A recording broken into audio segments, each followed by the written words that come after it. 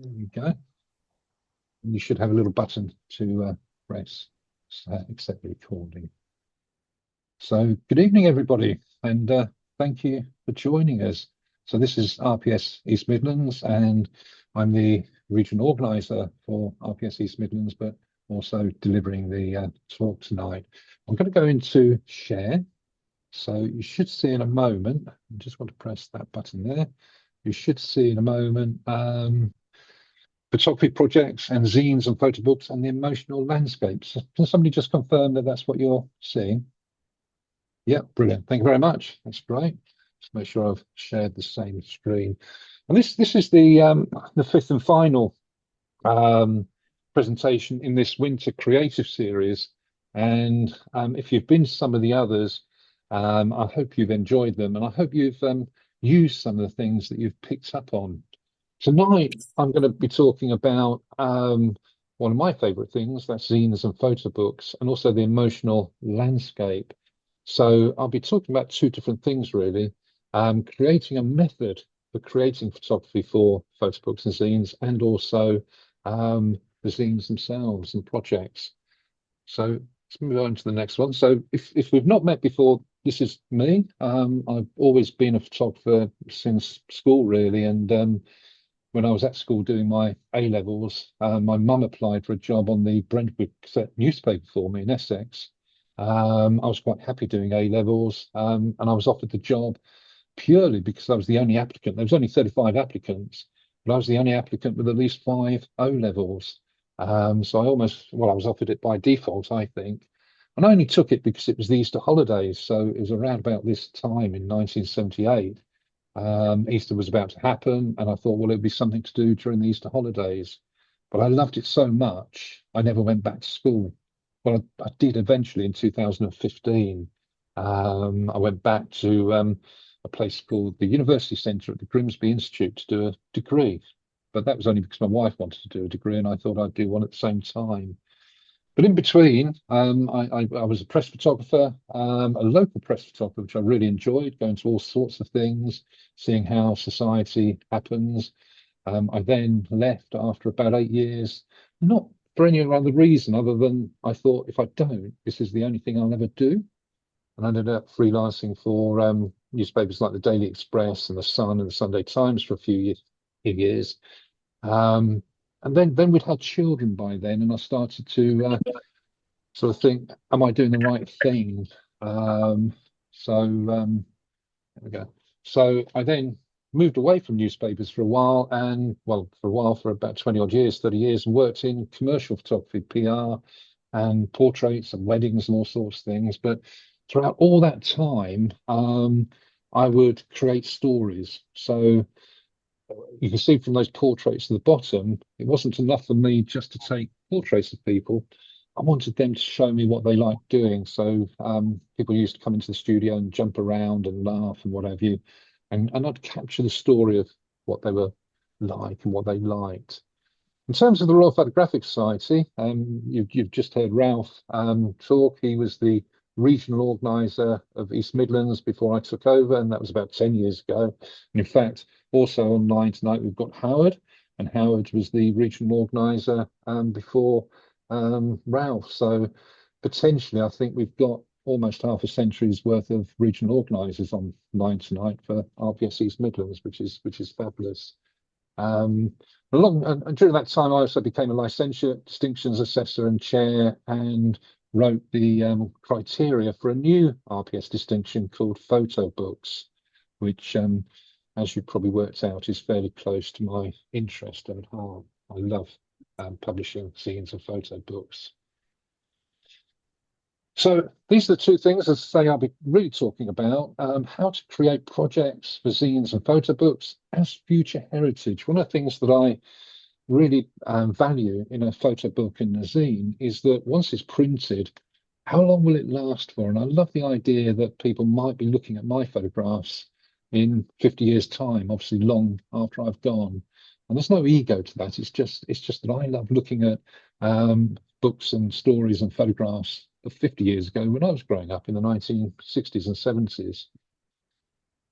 Having given up shooting for customers. So when I started doing that degree in 2015, I walked away really from shooting for customers, and then I needed to find a new purpose for making photography and how to make photography. And that's something that I'll be talking about as well, finding a method for creating photography. And I'll be talking about photo haiku and photo psychogeography. Photo psychogeography is something that's really quite important to me. I think that's probably going to be my future. I've actually registered that term with the IPO office. Before I get stuck into that, though, I want to talk about David. And David's online here. He did the very first talk. And David is the chair or president. I think are you chair or president, David? I forget which title you have at the Norwich Camera Club. And I'm an E member of Norwich. And a couple of weeks ago, they had a speaker in called Olga Karlovac. And you might have heard of Olga. And I'm going to play you a little video, first of all, to show you the sort of photography that Olga produces. And then I'm going to show you some photography that David has produced in response to her work. And I think that's always something worth doing, looking at what other people are doing and then trying to interpret it in your own style. So let's just go over to YouTube. Imagine being able to build anything just by thinking about it. Meet Phase 44, a complete AI creation platform made for. Hang on a sec. Sorry, that's gone wrong. Let me go back. It's not the video. There's the video. There we go.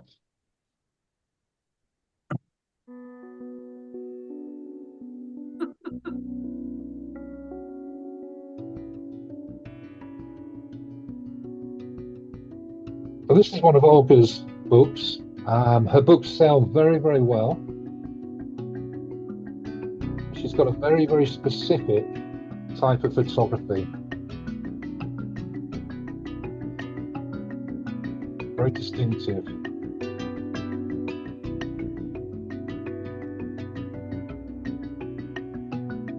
Almost you can see Soul Lighter influence in the photography, but she's obviously producing her work in monochrome.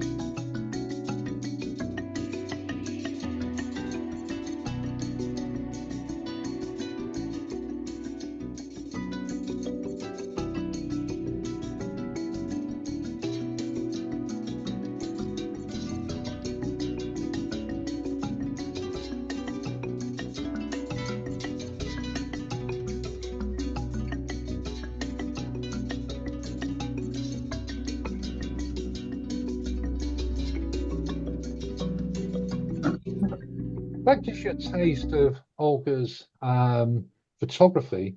And talking to David afterwards, after we'd listened to her presentation, David said, I'm sure her work reminded me of the sort of work that I produce with a pinhole camera.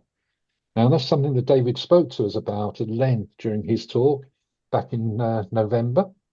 So the following few days, he went out with his pinhole camera, which is a Canon EOS R8. David, just want to talk to us about that just for a moment and tell us how you produce that pinhole camera on your. Right, the R8, straightforward, full frame, very light camera.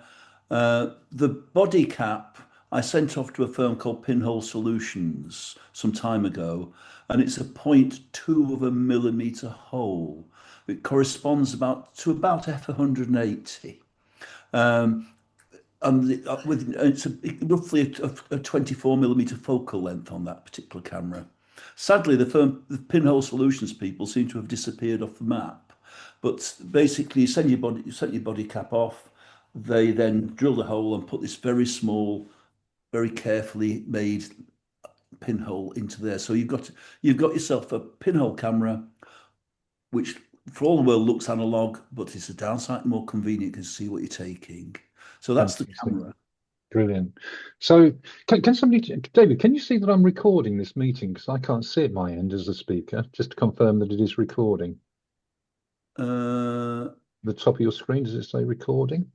Yeah, Yes. you did ask earlier, Stuart. So Yeah, brilliant. Yeah, Thank you, good. Rob. Yeah, fabulous. So David's got this pinhole camera, which he then went out to what do you call it? The Rosary, isn't it? Yeah, The right. Rosary.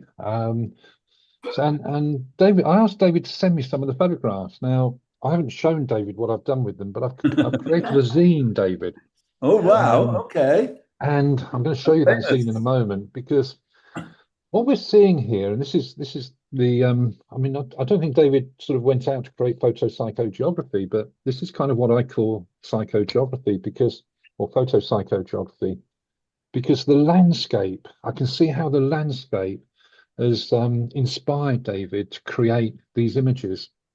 What I've then done is use the images to inspire me to write haiku. And haiku is something that I created a lot of during the pandemic, and I've run a lot of workshops. I'm going to talk to you about that in more detail soon. Let's just go on to this scene. So this is David's front cover, and he's using his pinhole camera at the Rosary Cemetery. But instead of actually photographing the tombstones and whatever you, he's looked up at the trees. So based on his photographs and the words that he sent me, I've written this: in the Rosary Cemetery, the trees stand alone, yet never truly alone. Beneath them lie the graves of those who once walked this same ground. Roots travel where we cannot see. They push slowly through soil, stone, and time. One cannot help but wonder whether the roots have found their way into the coffins below, entwined wood, bone, and memory. Ooh. Based very much on an idea that David came up with. So instead of just photographing something, David was thinking about what he was photographing and what it meant. Does that make sense, David? Yeah, absolutely. I tried to. I wanted to because it's f180. It allowed me to have some really slow shutter speeds. Yeah.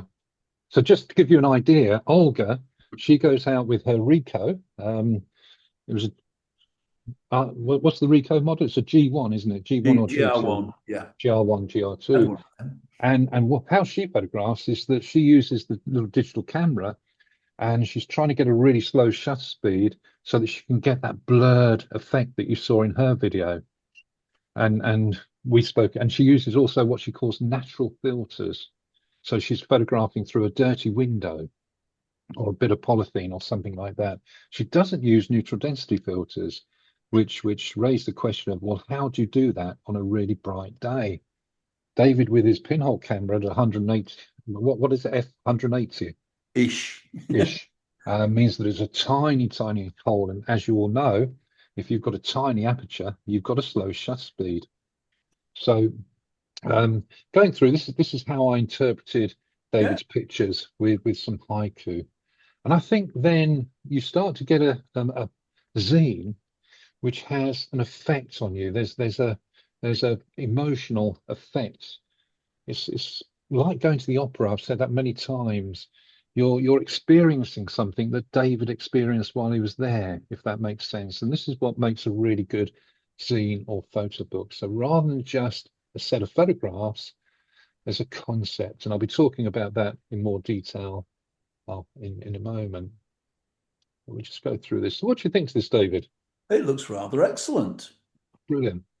That's It great. makes me look clever. Yeah.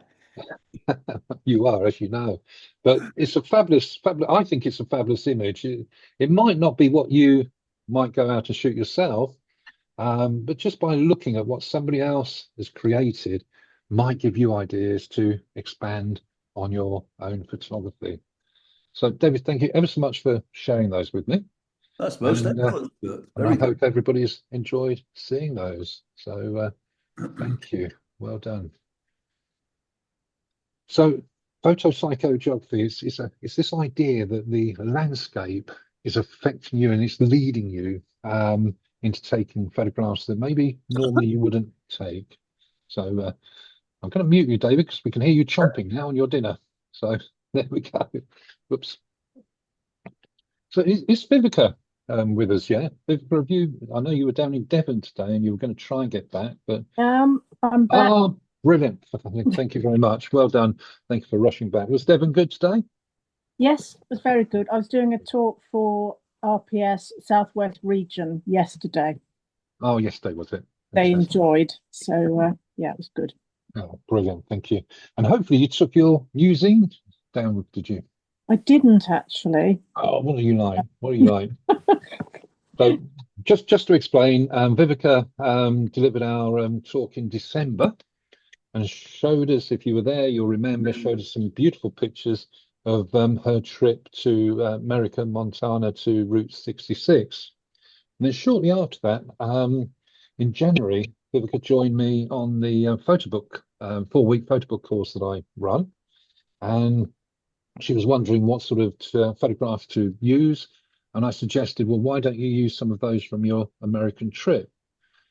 And I think your immediate response was, well, I've got thousands. Yeah, thousands. And how do you edit those down? Well, part of what I use on the course is something called Basecamp. And Basecamp is where we can share what we're working on with each other. And then everybody joins in on making suggestions and giving feedback, which I think works really well, doesn't it, Vivica? Yeah. I think it works really well. And there were 17 people on this 4-week workshop, so it was a good audience. And I just want to share. Just going to flick through the book to begin with. So this is Vivica's video of the book.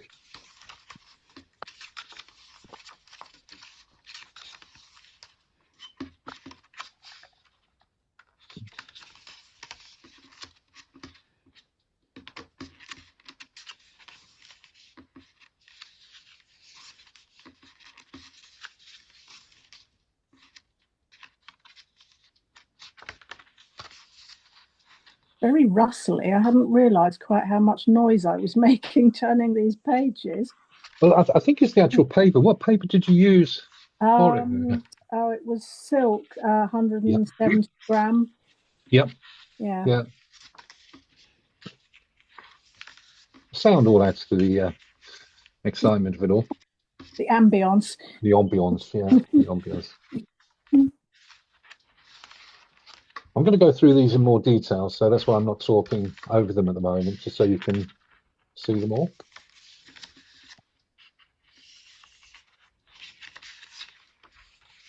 I mean, everybody during the course, and to be fair, I could spend the whole evening showing you 17 different zines because we had some marvelous publications created during the course, and everybody actually gets them printed during the course as well. So by the end of the course, you've actually got a physical zine or book in your hands, which is brilliant. Where do they go to get them printed? Sorry, Jane? Where do they go to get them printed? The print house that I recommend for speed is Mixam. So Mixam. Mixam. Are you in the UK, Jane? You are, yeah, of course you are. Mixam based, I think it's Watford, I think they're based, but it's all done over the internet. Mixam, so Mixam. Okay, thank you. And to give you an idea, you're looking for something like this, it's going to cost you around about £10, something like that. So they're very cost effective. There is another print house that I've used many times called Digital Printing.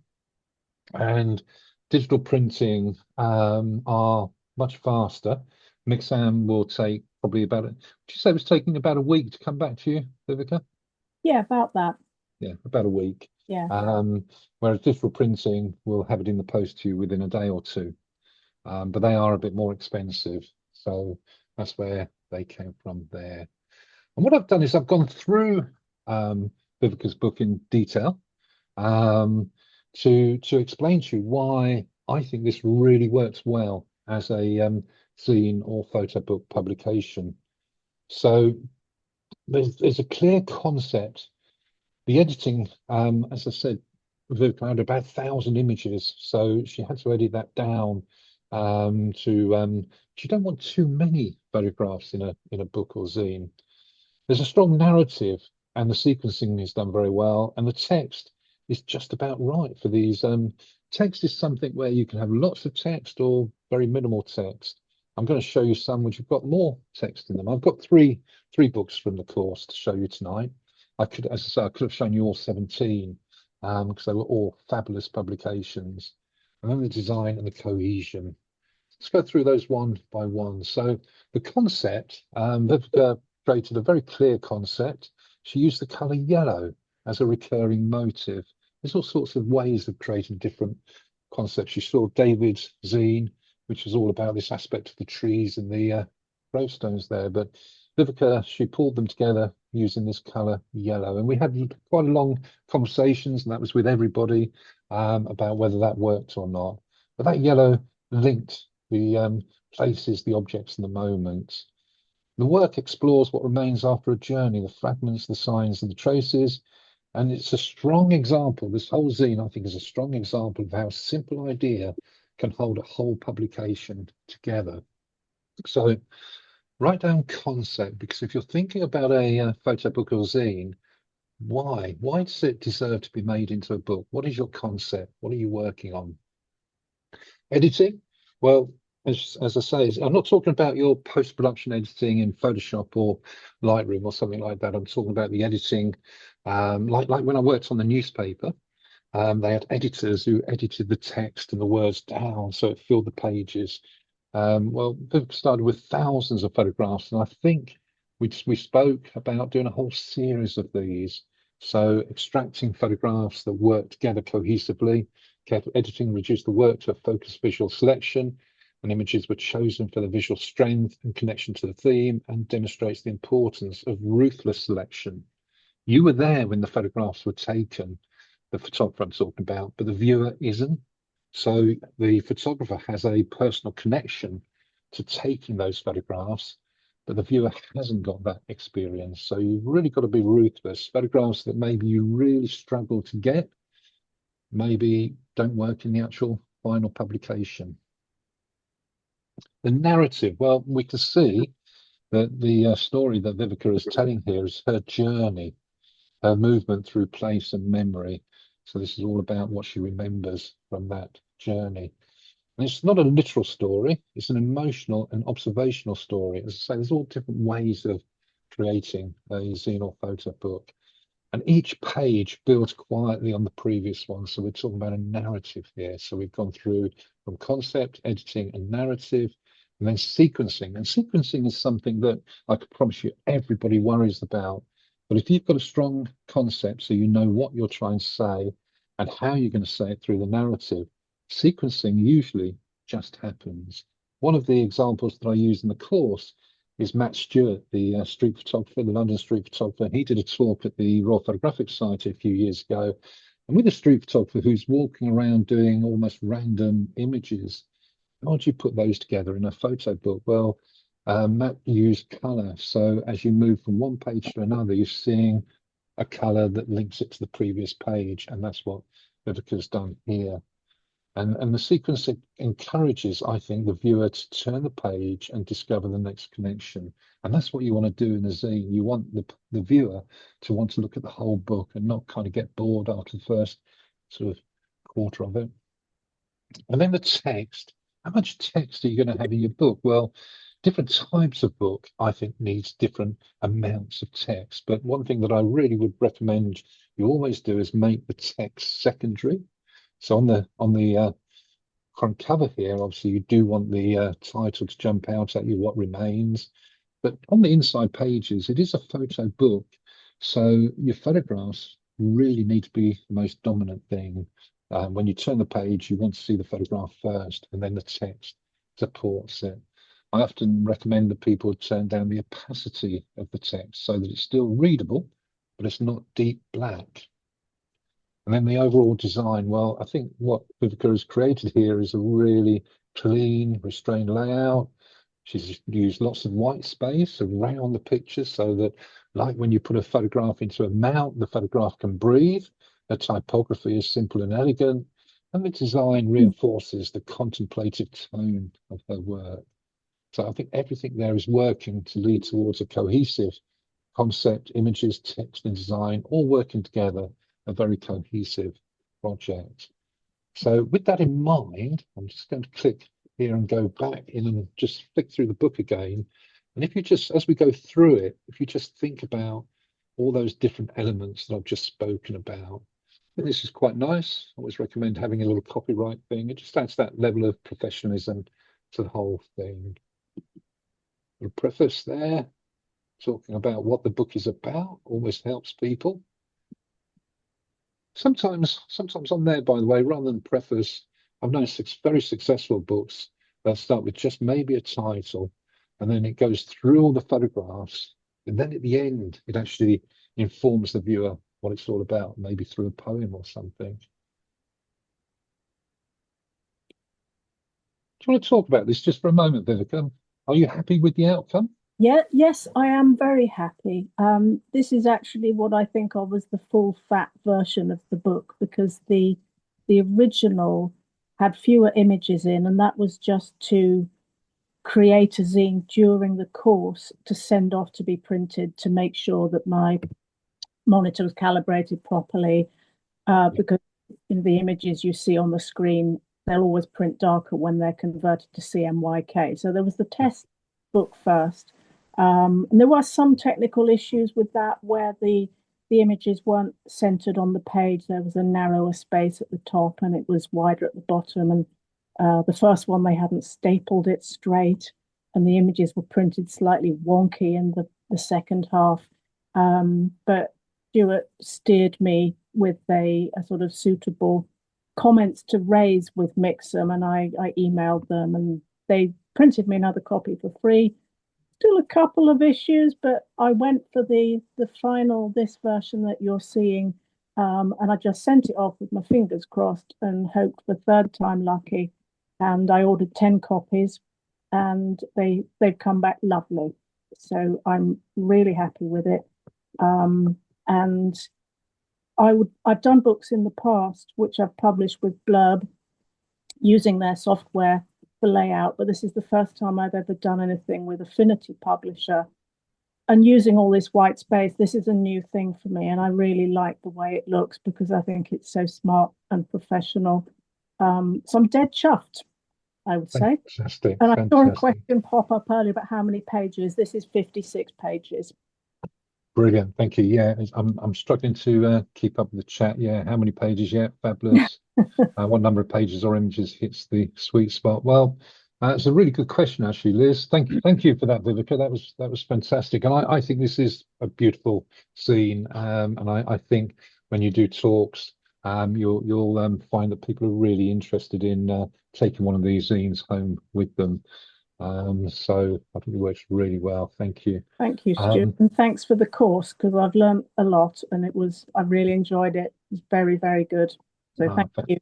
Fantastic, thank you. Yeah, just on that point that Vivica makes, one of the things that when we launched the RPS Photobook Distinction, we were finding that we were getting submissions, and it was the very first book that somebody had ever made. It's almost like sort of going out and taking some photographs for the first time tomorrow and submitting them for a fellowship at the RPS. And it's not cheap. It's not cheap to submit for distinction, and it's not cheap to make a book either, in time and effort and what have you. So what I do on the course is I get people just to make a short zine of 20 photographs, that's all, and get them off to the printers. And what you're doing then is you're comparing the finished product with what you have on your screen, because what happens is that what you send to the printer is actually a PDF converted to CMYK. And CMYK is a smaller color space than what we work in as photographers. We work in either sRGB or Adobe RGB, or if you're using Lightroom, you're looking at Photo RGB, which is a much bigger color space. And what that means is that by the time the colors have been squashed into this smaller space each time, you can lose the bounce and the saturation and the contrast. So you've kind of got to get used to looking at your screen, hopefully it's a calibrator screen, looking at the colors there, thinking they look a little bit oversaturated, because then when it comes out in the book, it should be back to where you expected it to be. So yeah, that's fabulous. I want to show you another couple of books. I don't know if Carol's managed to join us tonight. I know she was going to try to. But what appealed to me on this book and why I've shared it here is because I'm talking about photopsychogeography, how the landscape affects you, and what Carol used was her infrared. And I know that will interest David because the other elements of his talk back in December, he was talking about infrared photography. And let's have a look through here. So she went out, let's make that a little bit bigger, with her infrared camera to photograph this landscape. Just turn that off. South Gare in a different light. The way I use infrared is I'm imagining that I'm seeing things that I couldn't normally see with my normal eye. And as you can see, Carol's used more text in her book because she wanted to just give over more information about how this landscape has changed. But because she's lowered the opacity of the text, changing the colour of it a little bit, it's more a grey than a black. And the large photographs, they still jump out at you, I think, in a bigger way. She's using some nice camera craft there. And as you see, she's just flipping, just so that you're not starting to get sort of too used to the pictures being on the left, and then it jumps over onto the right. And this is something that we do talk about, where this is a stapled zine, so you can get away with putting photographs from one page onto the next. But if this is a perfect bound book, which means that they actually glue the spine, and you lose about 7 millimeters of the page into that spine. If you've got something really important on that middle bit when you were doing this, then that would disappear. And if that important bit was, say, the registration number plate on a car or something that you actually wanted to show clearly, then you've got to take that into account when you're designing your pages. I think these are just beautiful pictures in beautiful light, and this infrared cameras added to the contrast. It's improved the contrast. Some of them don't actually look like the typical infrared pictures that we are used to seeing. But of course, if there's not a lot of green stuff about, that's what you're going to get. This is more typical of what we are used to seeing. And she's picked out rather than just whole landscape. She's coming for this in sort of what's the word? Intimate landscape. But you can still see in the background, out of focus, the old machinery. So she's been very clever with how she's pointed her camera. A really stunning book. So let's go back onto here. So that's South Gare, a different light. Then the third one that I'd like to show you, and Jerry, I think you're definitely online. I saw you come in. So Jerry joined the course, and Jerry had taken these photographs some time ago. I think you said, was it late 80s or late 90s, Jerry? And you wanted to use this opportunity to create this book of them, which I've seen Jerry talk about on social media since, and people are saying, yeah, I'd love to order a copy of that. People do like buying copies of books and zines. And as you can see, there's even more text here because Jerry wanted to show the history of the Harland and Wolff drawing offices. This is all connected with the, I think they had the plans as planning office, and they did the plans for the Titanic there. And just turn that off again. This is a great program, by the way, Hayzine. Hayzine is like Issue, but much more affordable. And you can turn your PDF into this flipping book, which gives you an idea of how the book will look in the final outcome. I always think that looking at a flat PDF and trying to imagine what it might look like in a book is just problematic, really. But yeah, Jerry had collected all these photographs, just wanted to put them into a publication, which I think is absolutely the right thing to do, because I think over time these will become very important photographs. And then this, I think I remember Jerry saying to me that this poem had been written by somebody who actually worked in the planning offices themselves. Sure. Actually, I didn't. The poem, I was a bit worried about using somebody's real poem. Okay. So what I did was I put in the chat GPT to do a poem about Right, the Belfast shipyard in a style of right, a local poet who was well known for doing things like the shipyard and Belfast. And I right. wanted the Okay, Belfast vernacular to come in as well. So okay, I fair figured I enough. got around that without having any copyright issues, you know. Yeah, So yeah, yeah. It makes a lot of sense, yeah, because copyright is important, and if you're going to actually publish something, it becomes a whole lot more serious than if you're just sort of doing something educational or whatever. So yeah, good thinking, Jerry. I can remember thinking that when you said it initially, I was saying, what does I have? Are you going to put a name next to it and things like that? So it did worry me a little bit. So there's some cracking images here. How's it going, the books? 'Cause you got quite a few books it, printed, didn't you? A dozen or so? you did mention there these offices were the big one at the beginning was where the plans for the Titanic, the Olympic, and all the White Star liners were drawn up, and they were drawn up on big sheets. Apparently, they were drawn up on big sheets of linen, which Belfast was known for too. Right, And they needed all that light coming in. The pictures show the window a bit blocked up, but they were done. But fabulous. that one, by the way, I I took that as a joiner, as you would call it.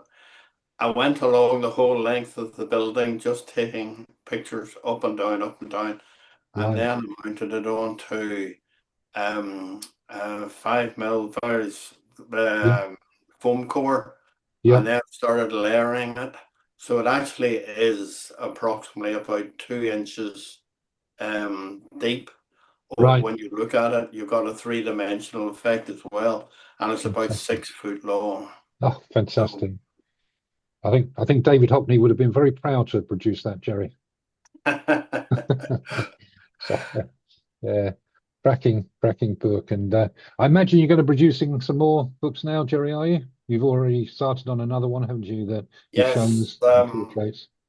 I'm actually in middle. You've seen it, the blurb book of portraits I've done over the years, Yeah, and I've collated them all into a big book. Some well-known people and local people, and I'm now in the middle of doing a zine of these as well. So that'll be that. I'm also got other ideas for my walking to the pub pictures of Ballyhome, where I fantastic. live in Fantastic. Northern Ireland. So a lot Fantastic. of lot of possibilities.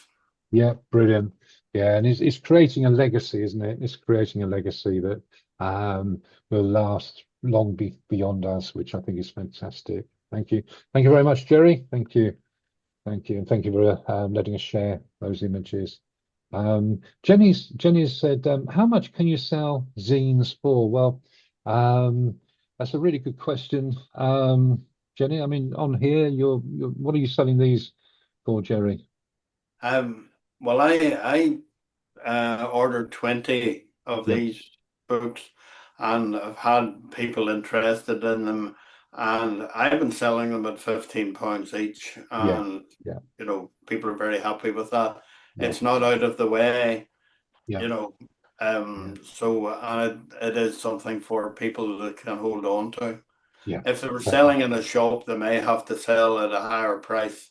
I'm not sure, but I haven't got them in anywhere yet that I can work on that. Yeah, yeah. So, yeah, that's about right. £13, and Vivica's saying £15 for hers.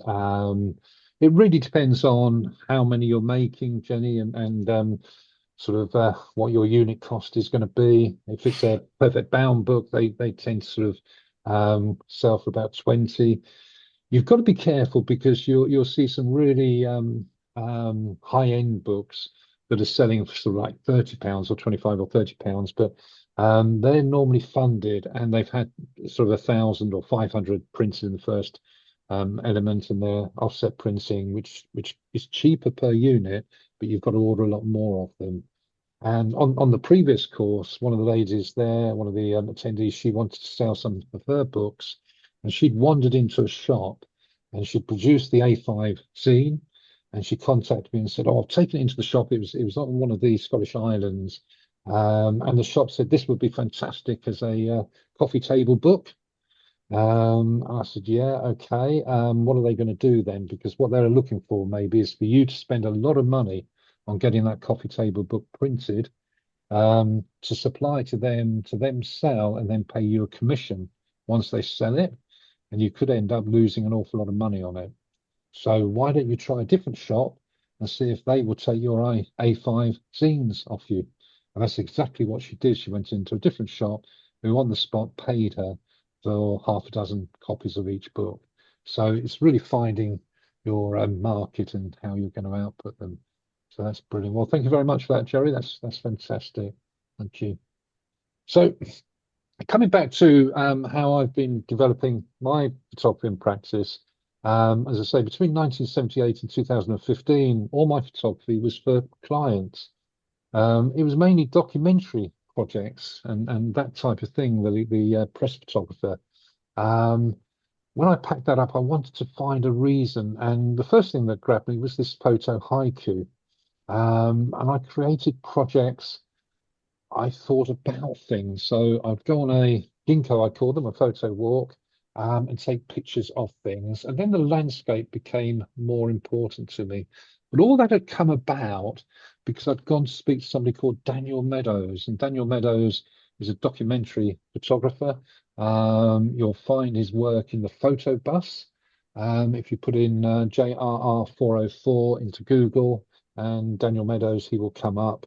And whilst I was chatting to him, I was showing him my professional photography, and he said to me, "Yeah, but what is your private work, Stuart?" And I said to him, "What do you mean private work?"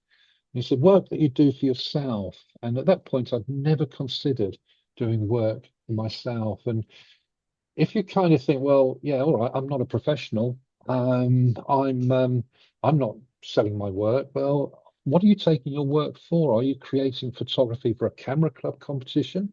So are you taking it for the camera club judge to look at? Are you doing it to put forward for a distinction? So in a way, you are doing photography for other people as well. So that was the turning point, and I kind of thought, right, what am I going to do? I knew that I wanted to create zines and photo books, but I also wanted to have a method for creating it. And I'm going to talk about that over the next few slides. These two images here I've created very recently in Nottingham.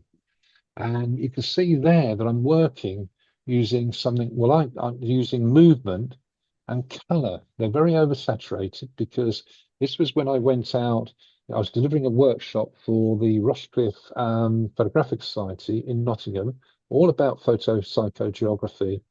And what I do is I drive around the motorway, the M180 and the M1 to get to the Phoenix Park and Ride. Park up there and then catch the train in. And as I was traveling in on or the tram, I should say, as I'm traveling in on the tram, I'm thinking, well, what does Nottingham say to me? And all I was seeing was these saturated colours. I was seeing the movement and how people moved around, and also the transformation, because I have got a little bit of history with Nottingham. My grandmother used to live there, and she would tell me all about the lace industry and the mining industry, and all of that is gone. And now Nottingham is more a city of universities and education. So I was looking at this transformation that's going on in Nottingham. And the movement, if you look at that picture on the left-hand side, came about because I remembered back to listening to John Blakemore. If you've never heard of John Blakemore, I'd recommend you put his name into Google. He passed away last year, January last year, but John was very much about going into the landscape. And what he would do is he would go into the landscape and just sit down, and he would just feel the environment around him. Now, John took it to extremes, and he said, he was talking at Connected 2019 in Nottingham, And he told us how sometimes he would sit there for a whole day or a whole week, or he would keep going back before he even took his 5x4 camera out to take photographs. So the photograph in the middle there of the chap on the e-scooter, that was when we were going up and down Nottingham on the tram. The photograph on the left was towards the end of the day, and it was at the University of Nottingham. And I did exactly what John Blakemore spoke about. I sat down on a bench and I literally closed my eyes and I listened to the wind and I listened to the noise of the reeds and what was going on around me. And I then opened my eyes and looked at the colours. And the way that John Blakemore, and what I remembered about John Blakemore was one of his projects was about the trees, and he wanted to capture. John came over to Northern Ireland many times. Yeah, Jerry, I bet you've met him quite a number of times. I unfortunately only got to meet him 2 or 3 times. His history is that very similar to myself. He started off as a portrait photographer, and then moved more into education. Well worth looking him up.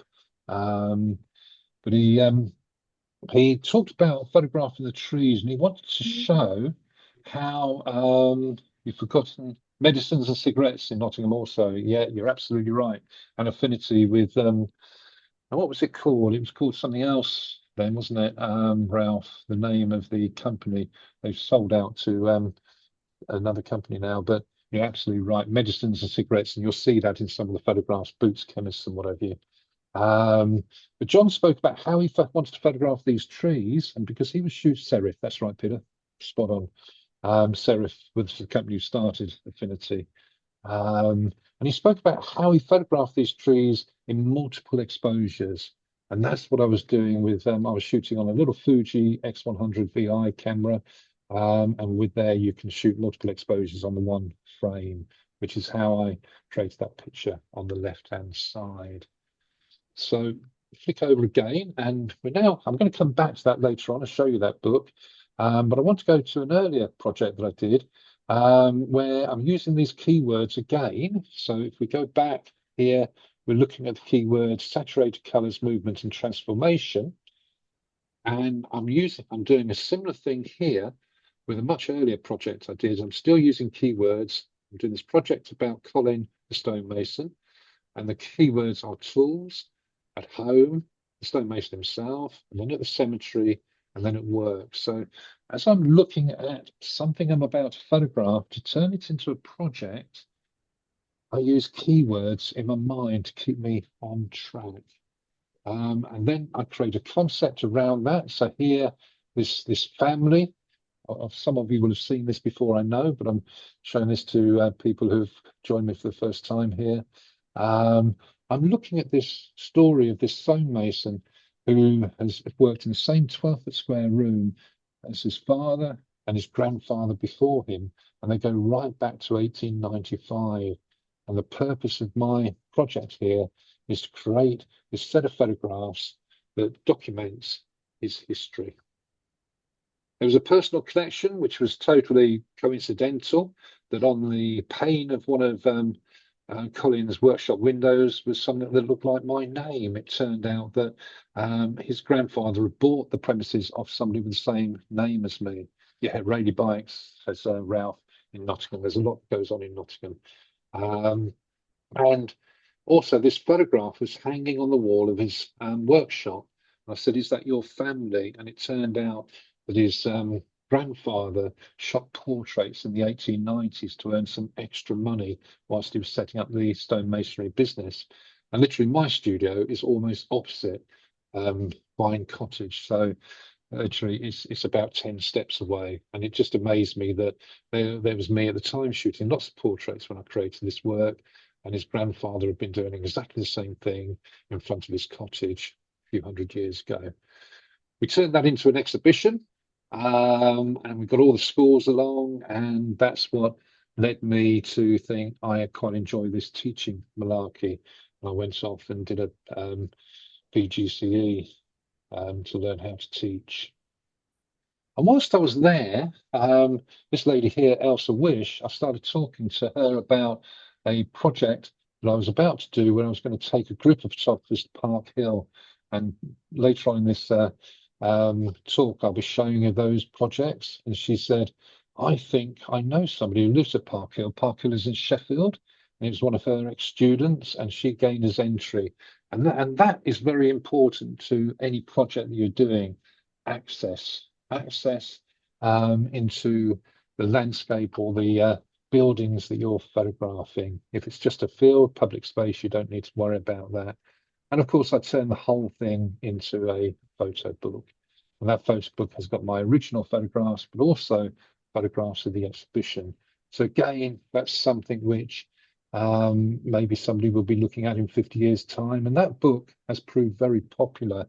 So Liz, if you were asking, who was asking about selling books earlier on, I think that was, I'm scrolling back in the questions, but when you're asking about selling copies of the books, I think that Stonemason book, we're now on our 5th reprint, and I think I'm getting around about sort of 30 each time. So we've sold about 200 copies of that. Not that we're trying to sell them, but every now and then somebody will see it online and they'll contact me. Like somebody contacted me just a little while ago in Clacton, and he was related to Colin, and he'd seen the book and wanted a copy of that book.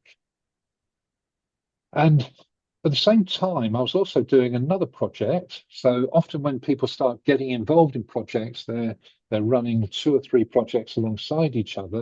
And this was in Grimsby. And I know some of you are from Grimsby who are on tonight. And this was all about the Caspar Central Hall. And the concept there, and this is something I was doing for this degree that I went to do in 2015, and I was looking at the rise and fall of the Industrial Revolution in terms of human hand. And the Caspar is an area on the fish dock. The Central Hall is a Central Hall, which is a Methodist church hall up the road. And I did a series of photo walks from the Caspar to Central Hall, photographing what went on along that route. Ian Salisbury was my contact. As I say, it's always useful to try and find a contact. And his family, his father, had 5 cafes on the docks when the docks were in full operation. And he gave me access. He showed me some of the shops. They're all closed up now.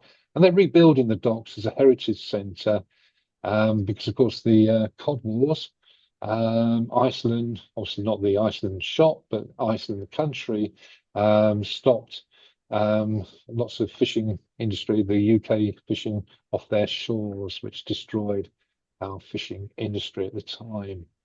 So again, this I see as a book, a future heritage book, because I'm documenting this particular moment in time for the future. This was all around about 2017. And I got into the Central Hall and photographed all the different activities. So you've got volunteers there making the coffee. This is a mining choir who come over every year. What I found quite fascinating there was, we live in a world of equality, but this is still held in a way that the men would grab their food first, and then the ladies would come up and grab their food, which I thought was quite interesting. The Model Railway Club and the Stamp Club, all these different sort of social activities I documented, the music, the young and slightly not so young, and Christmas. So I almost became the official photographer. Well, I did become the official photographer almost for 6 months whilst I was capturing those images. So another project. And whilst I was there, I was looking out of the window one day at these 5 high-rise flats, and somebody came up to me and said, "Thank God they're about to pull those down and they're going to decant the people." I thought, how can you decant people?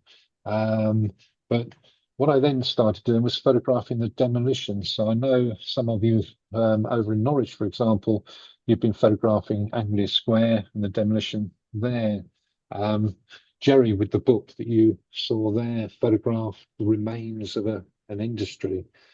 And these people would just come up and talk to me, and they want to tell me their stories. So this chap here, he said, "What are you doing?" And I thought, well, it's pretty obvious. I'm stood here photographing this tower block.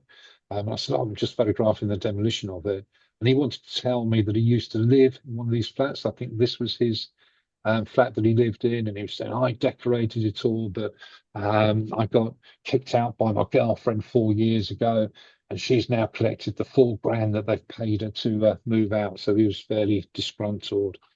This chap here had only recently moved to Grimsby. He used to live in London, but he knew the flats very well because his cousin had lived in them and used to send him postcards of the flats. There was a lot of photographers based in that area. These two images here, I thought, were some of my most powerful in that project, because here we've got a youngster who might well have been working on the docks when it was in full production. It didn't seem to have much to do now. And this chap here, similar age to myself, walking with his head down, almost sort of, it kind of made me feel shameful that we've kind of seen these things happen.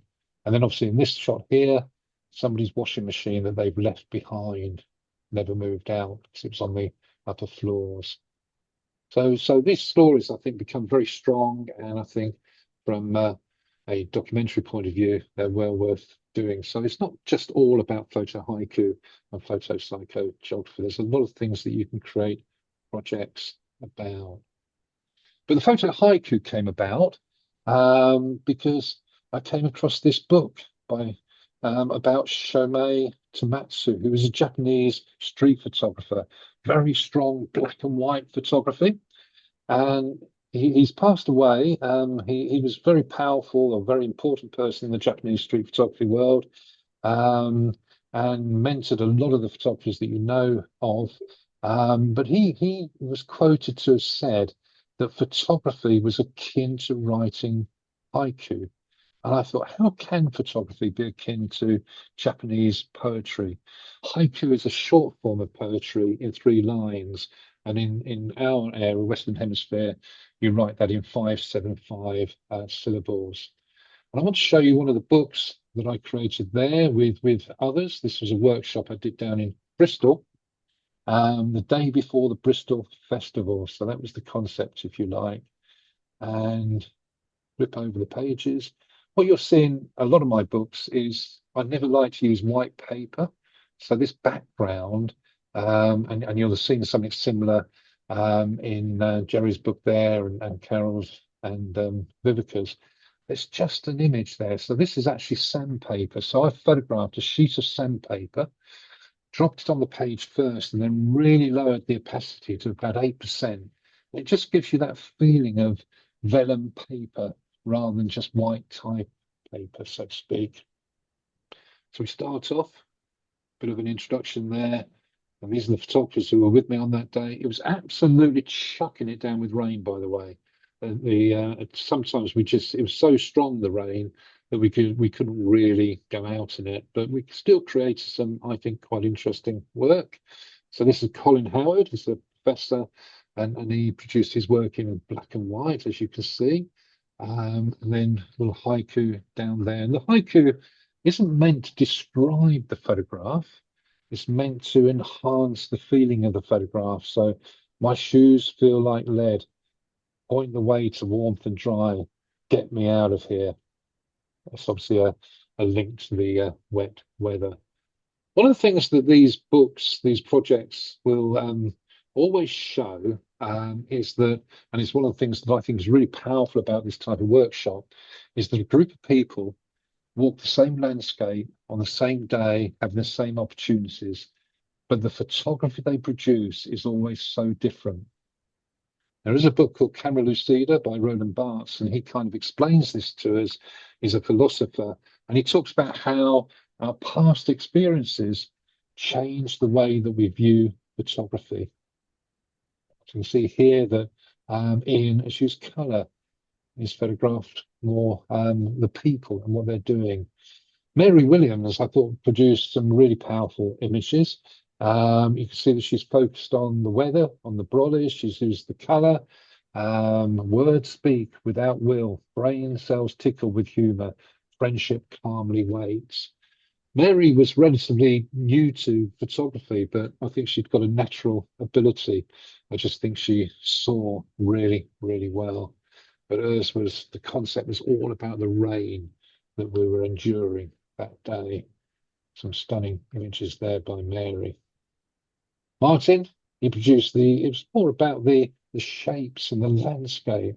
This was quite an interesting shot. It's almost like that Olga image, but in color, isn't it? The movement and the circles. He wanted to use those. Jeff looked at the people eating and escaping the weather in many ways, the shapes through the windows. And Peter, who came on a lot of these workshops with me, he really enjoyed this photo haiku. Went into these buildings and photographed the color suites, the shapes of things. Really interesting use, almost like abstracts, aren't they? And Paul, I was working with Paul. You might have remember Paul. He did the book where he was looking at the transience of people. He came on this. We were working on his approach at that time. Again, he extracted. This is similar to the sort of work that he eventually produced for his associate book on Bath. And I go through this, Paul, and then myself. I normally end up photographing people, again using the colours. These are some of the photographers on the workshop. So this is the idea of the photo haiku, and the way that I would write haiku is just says on there, intuitive spontaneity. So this is how I link photography, which is about being in the moment, to haiku, which is about being in the moment. So what I would do is I would go out, take photographs of things that interested me. And then when I got back, I'd open those up on the computer and I would select the photographs that I wanted to include and I'd write a haiku in less than a minute. So I only allow myself 60 seconds to write each haiku because I wanted it to be an intuitive response to that image. And my ruling was that if I couldn't write it within a minute, then I would move on to a different photograph. But I can't remember actually failing to do that. So that was the photo haiku and how that worked. And if you want to see more, you can go to ginkgo.org.uk. It's a website which I was producing at the time. I have kind of walked away from it a little bit, but there's a lot more information about that on that website. So I'm going to stop now just for about 5 minutes so that we can stretch our legs. We're halfway through, so I think maybe a little break now might be in order. So I'm going to stop sharing. I think I'm going to stop sharing if it allows me to stop sharing. There we go. I'm just going to quickly grab a cup of coffee and then I'm going to be back. And if you've got any questions, you can fire those at me. But shall we? It's now 2 minutes past 7. Shall we say come back at 10 past 7? Does that make sense with everybody? Yeah, excellent stuff. Thank you. See you in a moment. Cheers. Let's go get a drink.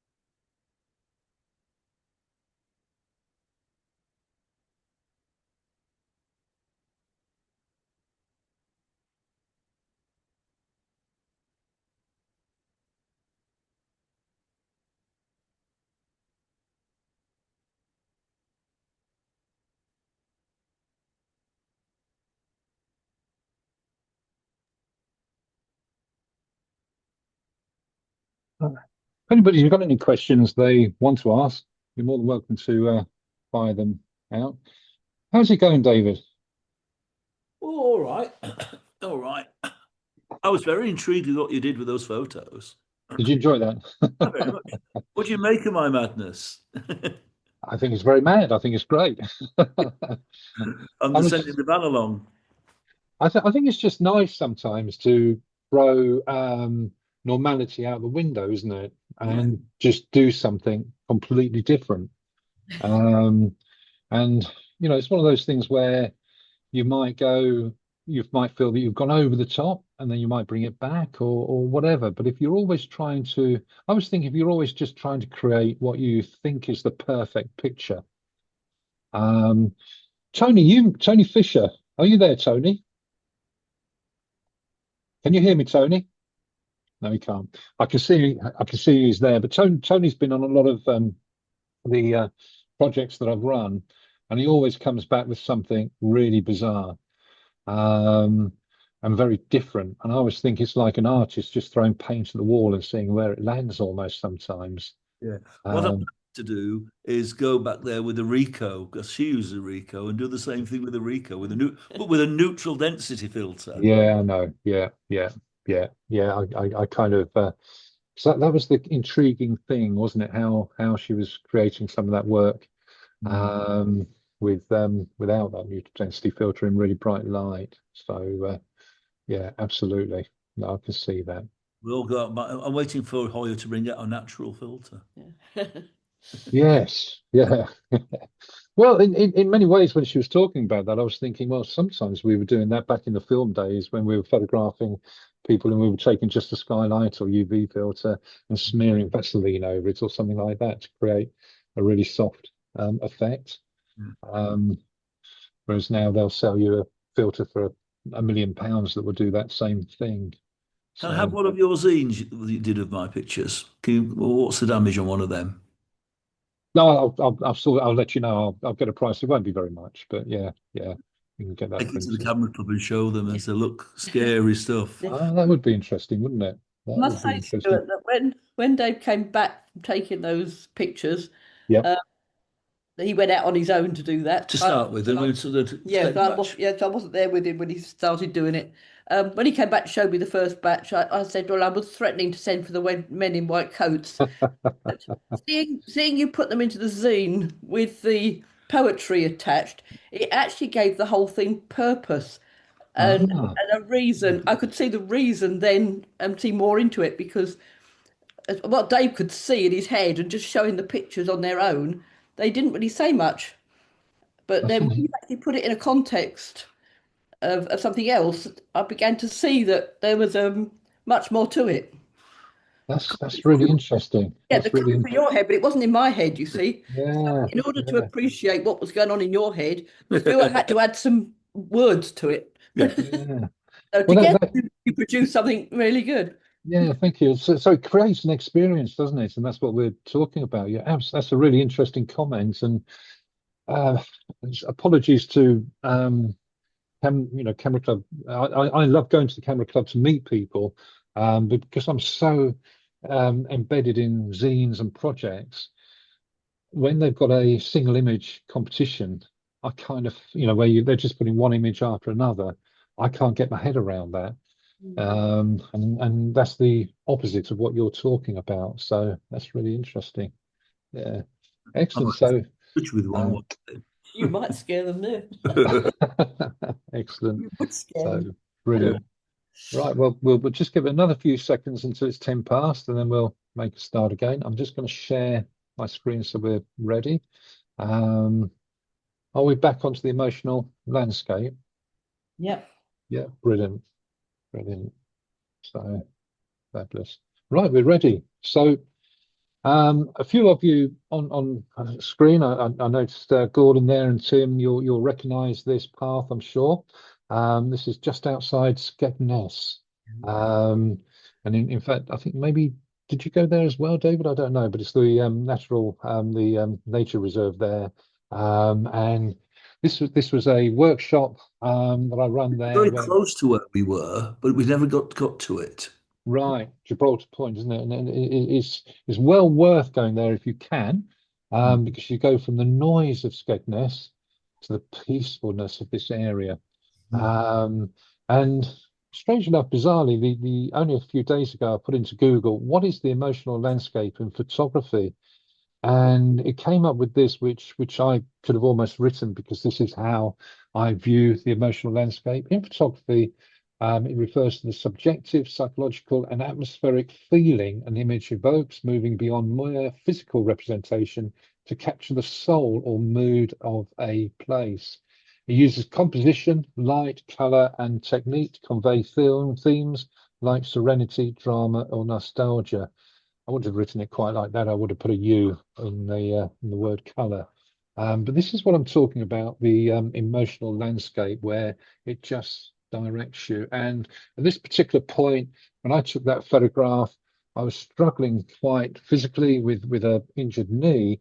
And when I looked at this long path, I thought, oh my goodness, I've got to walk down that. I was really hobbling. My knee is, I'd fallen down the stairs and damaged it at the time. And that's why I use this sort of very narrow depth of field. It was on a wide angle lens that I shot this on, but I really wanted to blur the background to create this feeling of seeing into the distance but not understanding the distance. So the emotional landscape. Key elements that define the approach: mood and atmosphere. So we're using lighting. We can see the shadows here.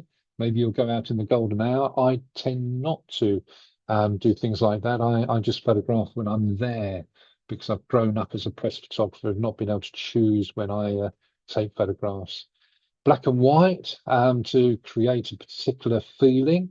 I think you end up working with symbolism and technique a lot. The use of shapes like triangles to create this tension. I think if you look at that photograph there, the twisting footpath, I think creates a sort of tension, and it's going down and then up and what have you. And I'm using the fence there to drag you through that image. Blur, camera movement, intentional camera movement, rather than just using it as a technique to show that you can use the technique. If you think back to that e-scooter, I used panning there more than intentional camera movement, but panning to capture that movement. Subjective connection. The emotional landscape is heavily influenced by the viewer's own experiences, meaning the feeling conveyed is often a dialogue between the scene's actual atmosphere and the observer's interpretation. And if you think back to what Joan has just been saying, that when she saw David's pictures from the rosary there, it didn't quite have the same impact as when you saw it in the zine, because the zine, you were using the words to impart meaning. So you can take a hint there that actually, if you're thinking seriously about doing a RPS distinction submission, that's the power of a photo book. You haven't anymore got just 150 words to put over your statement of intent. You've got the words within the book, but they all need to do something within that book. So the emotional landscape, which is in the title of this talk, is where I'm really saying to you, why are you taking these photographs? Not just what are they of, but why are you taking them, and how are you emotionally reacting to them? So photopsychogeography, as I say, this is something that's really hit me. In photography is a creative subjective practice that documents the emotional and psychological impact of a specific environment, usually urban, but also it could be the individual rural. And what I was seeing, I was having photographers come to me for mentoring or one-to-ones, and they want to do this psychogeography, which emerged in the 1950s. You've got Debord, where artists would just go out and not have any preset plan, no preset plan, and they would just let the landscape direct which way they walked. Photographers were doing the same thing, but creating almost record images of their walk. And I just thought it can be a lot more than that. It can be a lot more creative. We can actually not just record our our drift through the landscape, but we can actually record how we're thinking about what we're seeing. And that's where I brought in the photo at the beginning. So the key aspects of the approach is the drift, the derive. This is this unplanned walk. You know where you're setting off, but you never know where you're finishing. And as I was starting to develop this thinking, I was realizing I've been doing this all my life, really. My wife has got used to me saying, I'm just going to pop out and take a few photographs. I'll be back in 15 minutes and I'll be gone for 4 or 5 hours, because I've found things in the landscape which has inspired me to walk in different directions. I'll focus often on the mundane. So it's not just fabulous, interesting, explosive things. It's really about creating future heritage, photo books about the things that we see every day, but often overlook them. One of the things that I did, or I was taught when I went to journalism college, is because as a young press photographer, I was employed, I was an apprentice, they called us, and we were indentured, and they sent us off to a place called Sheffield. I was based in Essex. They sent us off to Sheffield, to Richmond College, to do 2 block release courses, each one of them 8 weeks.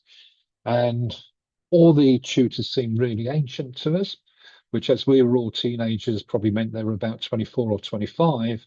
But there was one of these tutors who every day would make us go out into the campus car park and look at a scene and write down 10 things that we saw.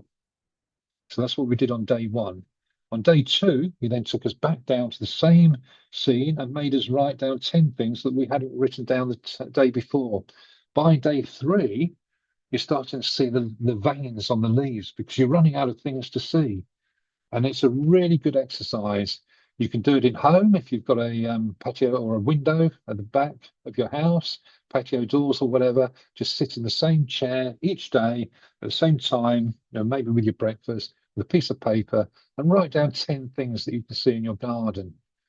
And then on day 2, write down 10 things that you didn't write down the day before. It really trains you to see small detail. The emotional mapping is where you're creating this emotional, personal record of a place. And this is something that becomes very unique to you. If you're photographing what you're thinking about that landscape, the person next to you won't be thinking about the same thing, I can promise you.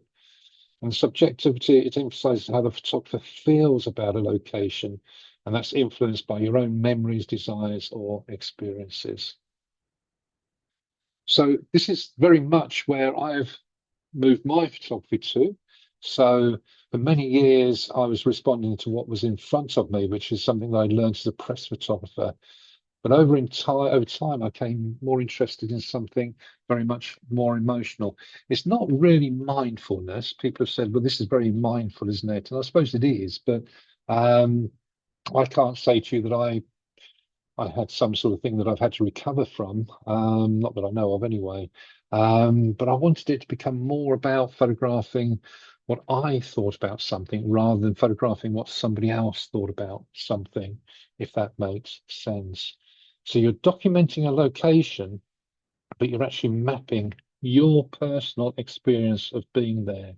So going right back to David at the beginning, he suddenly had this idea of the trees and the roots of the trees breaking through the coffins and entwining themselves with humans from a past age. Maybe they'll rise to take over the world at some point, these tree people. So far I've done a couple of workshops with the photo psychogeography. One of them was in Norwich, and there we caught the X29 bus. So most of us are not sort of 20 anymore. So maybe walking up and down the hills of places is not something that we always want to do. So drifting, I see not as something that we have to walk. We could use the buses, we could use the trams or the trains. And in Norwich, we used the X29 to go into the city centre. And then just more, that was in November, October time there. And it was a follow-on from the RPS Visual Art Weekend. And there were members from the Norwich and District Photographic Society who joined me. And then more recently, a few weeks ago, I joined, or Rushcliffe Photographic Society joined me, and we drifted through Nottingham. And there are 2 books now, zines, that I'm working on. And I want to just show you the images that I created. So this is work in progress. I haven't got permission from the other photographers from Rushcliffe to show you their images, so these are just the ones that I created using these keywords that I mentioned to you earlier on. So all the images, the colors are more saturated because that's part of the visual communication that I'm transferring on here. And I've used camera craft almost like an author, a text-based author, would use full stops and commas to change the meaning of it. So there's a little bit of a start there. It was 9 a.m. and the tram from Phoenix Park. So Phoenix Park is almost a metaphor for how I see Nottingham re-emerging. You saw that Ralph, who knows that area very well, talking about Rayleigh, the bike people, where we all probably had a Rayleigh chopper or whatever. And then you had Serif, not Robin Hood, of course, Nottingham Lace. As we went through Nottingham on this tram, you don't see any evidence of this anymore. I did photograph boots in Shakespeare Street at one point, the sign there, so I wanted to link to that. And again, I've written haiku to these images. At Phoenix Park, I park, the tram carries the day, the world blurs past me. That's what I was experiencing as I was on that tram going into early morning Nottingham. I often start workshops at Wetherspoons because there's normally space to sit, and it always amazes me when I get there at sort of crack of dawn, 8:30, 9 o'clock. There's already a group of people drinking pints of beer, very hardy people. And it crossed my mind actually that maybe what they're doing is carrying out a age-gone ritual. Maybe with this being a mining base, because I don't see this in all Wetherspoons, but I've been to this Wetherspoons in Nottingham to do workshops 4 or 5 times, and there's always a group at that sort of time in the morning. But maybe that's what happened when people came off the mining shift. So when the nighttime mining shift ended, the first thing they did was have a pint of beer. I don't know, but I'm kind of just guessing that that might be what that's all about. And so we chose to use the trams. Ada Lovelace, all these trams have got names on. And of course, she was a mathematician, a visionary. So you can see that I've embedded some text in here to show people or tell the reader what we're actually creating here. The colours, this chap there with Hello Nottingham behind him. This is where we've caught the tram out a little bit and we've got off and we're going down Shakespeare Street. And there's Boots Library there.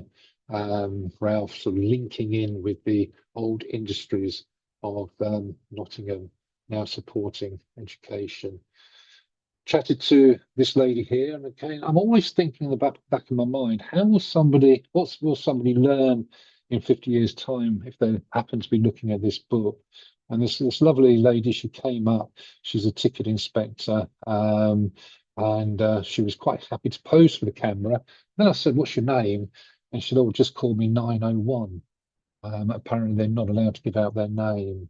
I saw this chap cycling past me, so I gathered that. And then we stopped, and Tilly was on the bus, and Howard, who was with me on this group, came in at the same time as myself, and we were both saying to her, "What are you doing?" She had a shield over her back, remembering with photopsychogeography, there's no plan. It was just setting off, and until I got there on the day, I didn't really know what we were going to do. But I had this idea that maybe we'd just catch the tram up and down through Nottingham and go to different areas. And so Tilly, she said, "Well, we're going to do a reenactment practice." I said, "Oh, can we come with you?" She said, "Yeah, of course you can." So we'd been talking about going into the Arboretum. We weren't sure which end, but that's where they were doing their practice. So we followed her into the Arboretum and we captured some photographs of them practicing there. I thought that was quite interesting that they were doing it in the Arboretum, especially since some of them were using archery. They were doing archery and in a public place, which I thought was quite interesting. Looked at the way people get about. Remember, motion, transport was something that I was one of my keywords. And these e-scooters are kind of everywhere. So I wanted to capture some photographs of there to tell that story. And here we are, we're walking back through the landscape. And I found this layered field quite interesting. You can see right through to the silver birch in the distance. We won't be able to see that in a few weeks' time because winter, thank goodness, is almost behind us, and we're going to start seeing leaves come on the trees. This weekend, I've been out cutting the hedge for the first time and cutting the grass for the first time this year. So times are changing. But what is a landscape? Well, you can see here, Prem is photographing a very much small landscape. He's spotted that one of these posts, you can see into them. So he was zooming in and photographing the intimate landscape within this log. So a landscape doesn't always have to be the big landscape. It can sometimes be a small landscape. The trams went up and down all day, which I wanted to capture a photograph of those. And then we went into the gallery, a art gallery, and Stuart, his name's Stuart, was asking me about this multiple exposure. So I created this one there as we sat there having some lunch. I think multiple exposure is a really interesting thing, but what story is it telling in the book? And then we caught the tram back up to the other end. So I took some photographs there, capturing the people going up and down the tram, the landscape of the tram. And here we come to these images that I showed you at the beginning, where I've used multiple exposure as one without and one with. I kind of think that the image on the right is more interesting than the one on the left, but that's personal taste. Whether they'll both end up in the final zine, I'm not sure. As I said, this is very much work in progress at the moment. And then there's the group with us, and then another multiple exposure there. So that's how I was photographing on that day. And this zine, I know, because I've seen everybody else's images, is going to prove to be a very interesting photo book. What I want to do now, just to finish the session today, before any final questions, is show you the Park Hill trilogy. Now, this is a project that I began in 2015. It was just taking a group of photographers to Streets in the Sky, the Park Hill flats in Sheffield, and I've ended up going back. Some photographers have gone back with me on all 3 visits, some maybe 1 and maybe 2 visits, but we've ended up creating 3 of these books. As I said to you earlier, Elsa was able to create access for us on the first visit because one of her students lived there. It wasn't her student that actually gave us access. It was this lady here, Anna, who was a friend of the student because the ex-student was actually out that day. But what you'll see here is I've gone back on exactly the same date, 5 years apart, which creates this feeling of repeat photography of the same place. When we went back in 2020, we had much more access because I'd sent the first book to Tom Bloxham of Urban Splash, who loved the book. And then when I phoned him up again, he said, yeah, just do whatever you want, Stuart, but they actually arranged for people to show us around. And then this recent trip last year, we again had access through the community who are living there now. But what we've created over these 3 books is showing how this complex has completely changed in that time. There's a strong history here. This is the first trip where we met in the Hard Hat Cafe, and talking to the ladies who worked behind the counter, they'd actually grown up in the flats at Park Hill. So they didn't want their photographs taken, but they told us some great stories. This is Grace's nursery, which has been going since 1961, when the flats first opened for occupancy. They were social housing in the first instance. There was 1,000 of them to house 3,000 people. So here we go. If you remember this this wall here, because that changes a lot between 2015 and 2020, this whole area there, as they try to change how it feels. This is David Shapiro, who was based in Sheffield and came on the project and was able to give us a lot of information about the social aspects of the project. What they did was when they built the flats, They tried to engage with the old back-to-back tenements that they knocked down, and they'd been called things like Long Henry and Norris Street and Hague. So they renamed the different floors after those streets.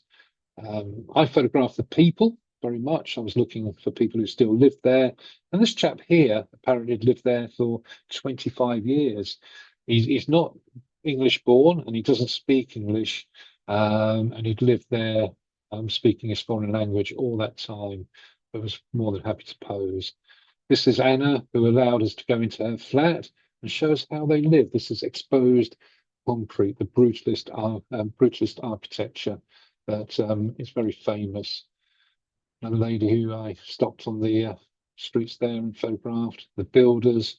So I was really capturing the people who lived there. This was a moment that really engaged me with the project because I was born in 1961 when these opened, and my mum is a Sheffield person. She grew up in Sheffield. My mother and father, they'd moved away 4 or 5 years before I was born. And I often think, well, maybe if they were still in Sheffield as a young couple, they might well have been offered one of these flats, and so I might have grown up there. That kind of gave me a personal feeling of connection somehow with the Park Hill flats, which is probably why I've gone back so often. So that was the first book. They were the photographers on that project. And what I want to show you now is the words they wrote, because this is where the concept comes in. And Alfreda there, she's lived in Sheffield, she's a resident. And so she wrote these words, and her images are about the shapes and the tonality of the signage there. Bob struggled at first to write some words until we had a conversation. It turned out that his uncle had been the landlord at the pub there at Park Hill. And so they owned a huge Doberman pinscher called Butch. So he wrote his words very much from a personal point of view. So writing these words, there's many different ways of approaching it. Charles came on all 3 visits, and he'd recently given up he was quite a young chap, and he had been an electrician, but he was doing a degree in photography at this time. And on his first book here, he engaged with the brutalist in flux, and it'll be quite interesting because that flux links in with the electrician's world. And when he came on the 3rd visit, he actually brought some electrical cable with him. So we go through Christine, the community. So she's looking at the community. David Shapiro, professor, he talked about the social, physiological standpoint of the project. He's also done a lot of work there at Park Hill. Derek Trillo was doing a PhD at the time, and he looked at the way light moved over the concrete. Mo Gregg looked at signs of people who'd lived there before. So this image of the glove, and she also had pictures that she'd found where soles of shoes had been embedded in the concrete. So can you see how they're walking the same place, the same landscape, same day, creating such different work from it. Peter Morley, the appropriateness of brutalism, and then Ralph, who's here tonight, similar thing, but can you see how Ralph is looking at different angles? He's getting down at ground level, which I thought was really interesting, using camera craft to blur the background. Very powerful set of images. Robert, he could remember going to Sheffield to train spot in the 1950s, obviously before Park Hill was built, but that's what he engaged with. I was starting to write not sort of poetry, but poetic text to photographs, and I'm just starting to look beyond taking photographs of things and looking at the meaning of them.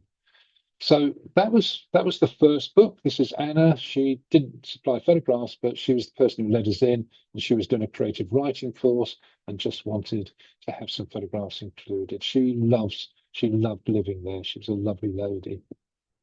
The book itself, as I say, I sent a copy to Tom Bloxham, who loved the book. He's the CEO of Urban Splash, who were redeveloping the area at the time, and suddenly I found myself sending copies all over the world, which was quite scary because there wasn't very much margin in the cost of the book to what we were selling it for. And my worries were that if I was sending books to, and I was sending books to places like Dubai and New Zealand and Switzerland, if they didn't arrive, I would have to send out more copies at my own expense. Fortunately, that didn't happen, so we didn't lose money on it. But the reason why there was such interest in it, and it was a few hundred copies that were sent out, is the fact that this was brutalist architecture. So it wasn't just photographers ordering it, it was architects and designers, all sorts. So if if you can find a subject that other people, not just photographers, are interested in, you're going to sell more copies of your book if that's what you're looking to do. So I did just do a blog about it on my website, all about these collaborative photo book projects. And you can see some of those images in there and other projects that I've done. So let's just go back to there. So we went back then in 2020, 5 years later, as I say. This was the group of photographers on that project, and quite a few of the people like Rob's here today. And we could see a big change.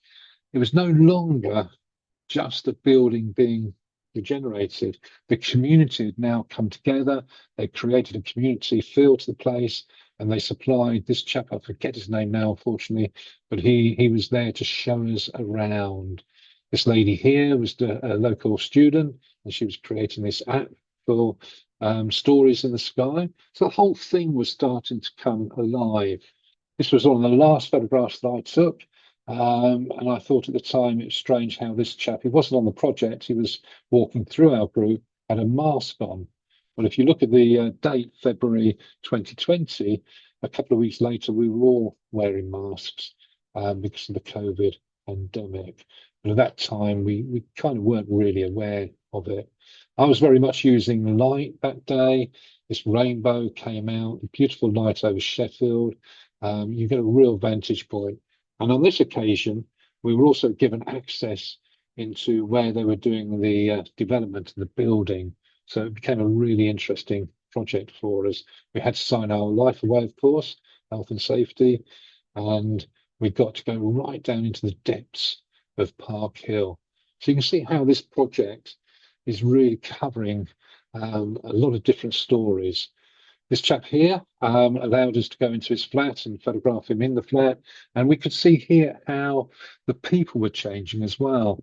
It had been social housing in the past, but now it's been redeveloped for maybe more creative people, professional people. And this chap, he was a manager of a veterinary practice and was very generous in allowing us to photograph inside his buildings. Remember, I showed you the wall with the three photographers, Ralph is here today, and David walking up. Well, this was how the developers were quite happy about this because they wanted to have this creative background.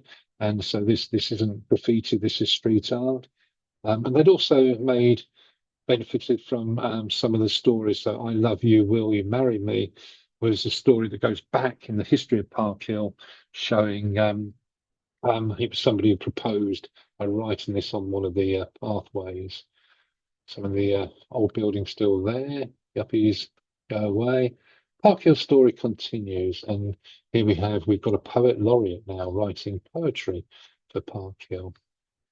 So that was the second book, and then we went back 5 years later in 2025. I actually used old analog lenses on that occasion. The lens I used for most of the work was a 21mm. I did use this 200mm. And what I found quite interesting there, and this is a lesson for all of us, Ralph, who you can see sat here with me in the group, he used his iPhone that day. But when you look through the book, you can't tell. You can't tell what cameras anything was taken on because, of course, a book is not going to be a 30 by 20 inch blow up. It's just a small page, A5 in this case. So this book here, let's have a look through the actual book itself. And you can see again how the different photographers, and there's a few pictures there at the beginning, But that's the group who were there with us on that day. Just go back a couple of pages, actually. These images here I found quite interesting. Malcolm is one of our members, but unfortunately he couldn't attend on that day for medical reasons. But he had taken these photographs 50 years ago and said, could these be included in the book? And of course, I was very happy to include them, especially this picture here, because I was almost visualizing that me running along Park Hill when he took those. Let's go through some of the pictures here. So the first set in the book is by Richard, who did the third talk in this series of winter talks. And he'd lost a good friend, and that was actually John Blakemore, who passed away just previously. And John Blakemore had created a project called Reflections, and Richard created his images that day almost as a tribute to John Blakemore, using this teal effect that his camera produced. So it's all about reflections. And there's that I love you. They put it up in neon lights there, that proposal. So these were they were Richard's, and then John, again, come on a lot of the projects with me. He was looking up and down. Of course, there's 13 floors at Park Hill. They're all built very cleverly, designed very cleverly, so you feel that you're on a level, but it is built on a hill. So that's what John was looking at, including pictures of ourselves, looking up and down, and this fabulous shot looking over the Sheffield landscape. As we flick through, we then come to Mallory. Mallory, as a child, she said she lived in Sheffield, and had vague memories of the iconic concrete skyline. They are very dominant. If you've ever been to Sheffield, as you get off the train, you look up at the railway station and there they are. So that's how Mallory photographed Park Hill. Again, very, very different. There we are, I love you again. Very, very different to our last couple of sets of photographs. Marge, what we did at the beginning, which you'll see in the photographs of mine at the end, is I arranged a guided tour. So they now do guided tours of Park Hill, and we bought into one of those, and they turned up with a little model of the flat. So this is just a tiny model that Marge decided she wanted to use. So I'll just carry on flicking through those pictures for you there. And then we'll come on to our next set, which were by Julian. Julian created these very strong black and white shots showing the shapes and the design of Park Hill. And as we went in, we captured different areas, all creating these very strong black and white photographs, which I think are really quite interesting. Gordon is with us today. Gordon very much looked at the signs and things like this Park Hill, which I think really document the story of Park Hill in a really interesting way. And then again, looking up this is a great pairing, I think, where you can see the before and then the after. Hopefully all of it will be like this left-hand picture eventually. I think that was a very strong approach to creating a set of images of Park Hill, looking at the signage and the numbers. Charles, I told you earlier on where he was an electrician. By now, he's lecturing in his college, and he brought a roll of electrical cable with him and really focused on it. So it's in every single picture how they've wired up this incredibly huge building. So that was Charles' approach on the third visit. So he's almost returning to his roots, and these daffodils are saying, this is all about me as an electrician. So then we come on to Ralph's, and these are the set which Ralph took with his mobile phone, which I think are just amazing quality. So really, I get people come along to me. I've only got my phone. It never worries me, because I just think phones are of the moment. A really beautiful set of images. Well done, Ralph. And then Rob is also with us tonight. Rob, technical writer, and these are very interesting, technically perfect images, I think, that he's really captured the shapes and the flow and the design of Park Hill in a really in-depth way. So these images there showing how the designers have left all the cabling on the outside to mimic that brutalist architectural design. So really interesting. So Nikki came on the first book and the third, and on the first one she was looking at the dark areas and the light areas created by the concrete structure, and now she's very much, and that was all in black and white, and this time she's looking in colour. So again, approaching the same project but in different ways, and there's that area with the street art all over it again. Joyce looked at the colours of Park Hill using some intentional camera movement there. So a really interesting approach, the colours, and she created this one in black and white, which I thought was quite interesting. Colours of Park Hill. And then the ones that I took, as they're all in black and white, and again, I'm kind of responding to something that John Blakemore once said, and that is that photography should be fun. We should enjoy playing with photography. And it crossed my mind that we're all of an age that 50 years ago, 60 years ago, we would have been running around those streets in the sky playing football or on our bikes or whatever. And suddenly here we're playing with our cameras, creating photography. So very much for me, it was about playing and having fun with the camera. So there's my gang walking through the streets of Park Hill, which I really quite enjoyed creating. And there's Charles there with his electrical cable. So that was the three books that I produced, or we produced as a collaborative group, which I'm hoping will become future heritage in quite a strong way. So that kind of wraps up this evening. I am about to run another photo book course. If you're interested, it starts in April. If you're interested, just have a look on my website. It's called f64.uk. That forwards to Stewart Wall Photography. If you're interested, have a look at feedback from people and consider signing up. So if we've got any questions, based on what we've spoken about, I'd be very happy to try and answer them for you. If I can stop sharing them. There we go. So just have a look in the, yeah, a couple of people have had to drop out. Thank you. Brilliant. So any questions, anybody? Anything, any comments? Yeah, very good chat. Really did enjoy that. Thank you, giving me some good ideas. Brilliant, brilliant. Stuart, you have photographs of children in one or two of your books. Did you have to have permission for them to be photographed, especially the school one? Yeah, so basically, we did have permission to be there taking photographs, so they were aware of it. The ruling, Janina, on children is you've got to be sensitive, so there's your ethical approach to it.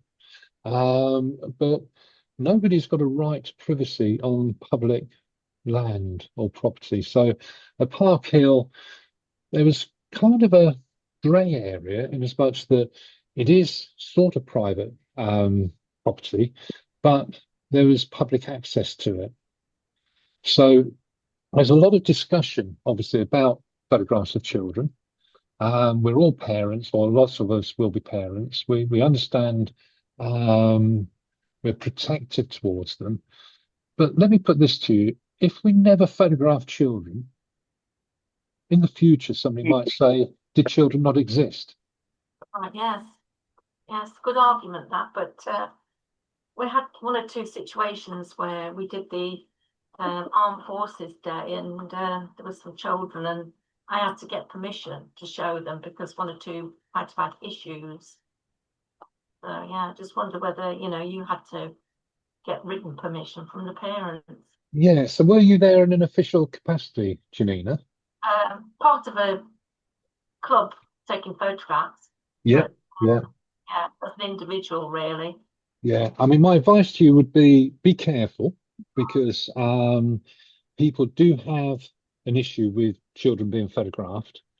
So if you're rushing up to children and taking photographs of them from a few feet away, you're inviting trouble really from potentially trouble. So what I do is if I'm fairly close up and I can see children, I sort of wave at the parents, point at my camera, point at the children, and then ask if it's okay, or if I'm able to say, is it okay?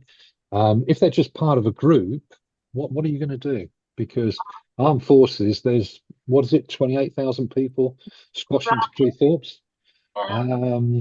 So, I mean, I have had an issue, potentially an issue in Caister when they had one of their functions in the town centre there in the market square.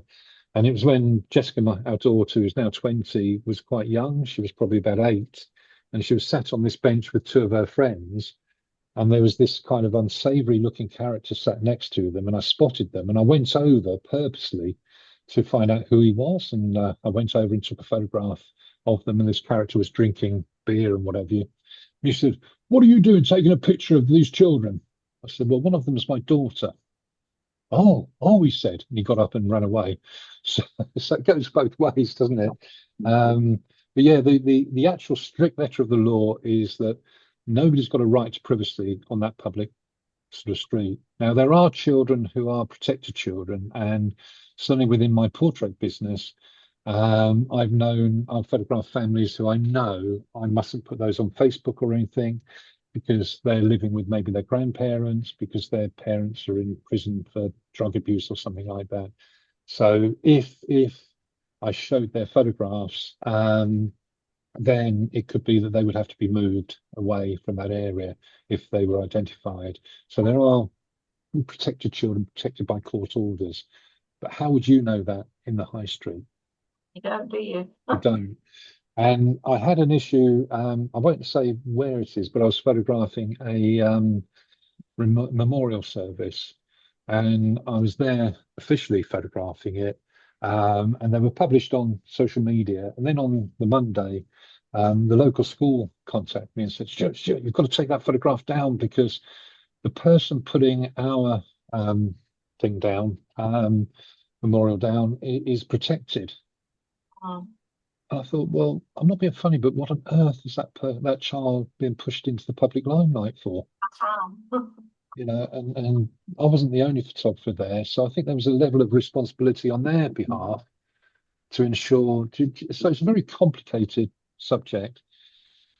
If you were looking to sell photographs to a company like Coca-Cola or something, then they would want a model release form, because they don't want to go in that grey area. But it is such a grey area, Janina. It's there's no definitive answer. But good question, very good question.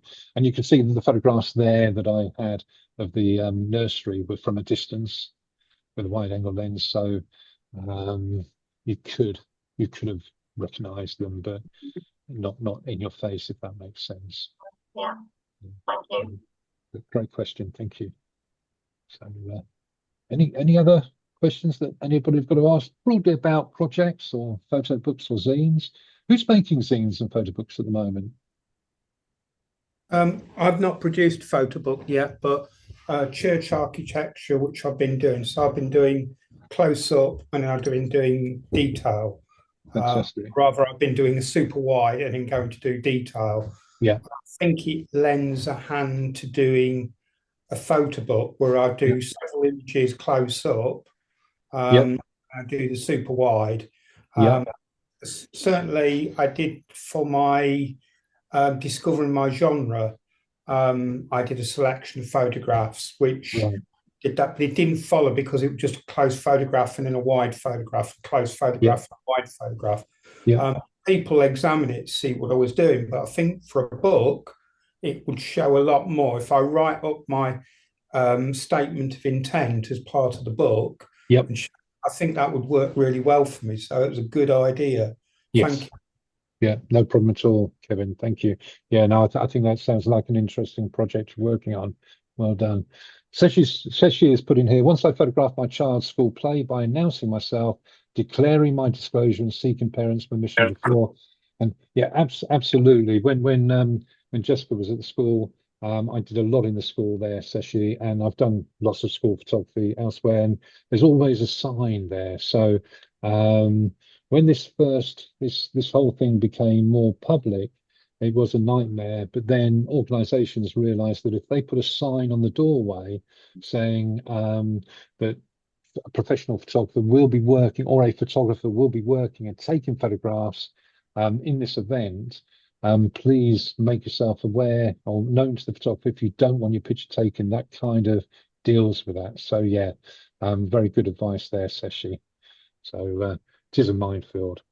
So how many projects do you have on go at the same time, says Vicky? Well, there's crumbs. Probably seriously, 3 or 4 at the same time, Victoria. I'm sorry, Vicky. So it's probably 3 or 4. But there's certain projects which I know are going to take longer to do.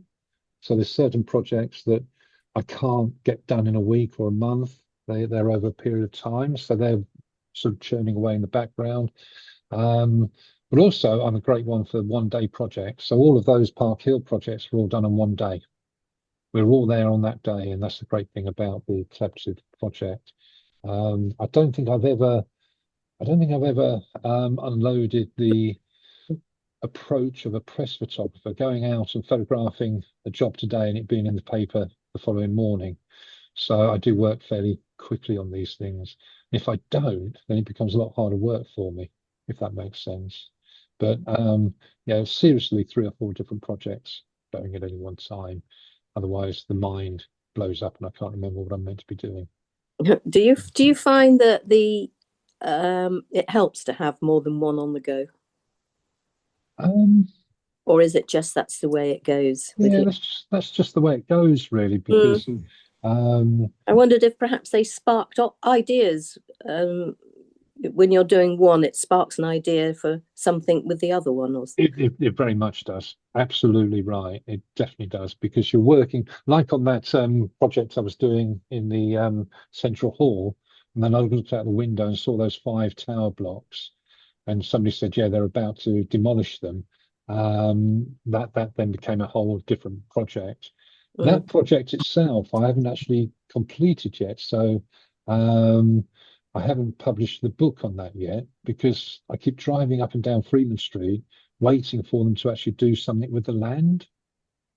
Oh, right. And we're now almost, it's almost a decade. I think it was 2018, 2019, they started knocking those down. They knocked them down very, very quickly.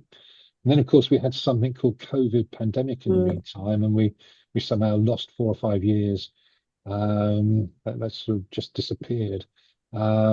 But I only drove down Freeman Street last week, and I drove around that area where those flats were, and all that's happening is the grass is growing deeper and longer.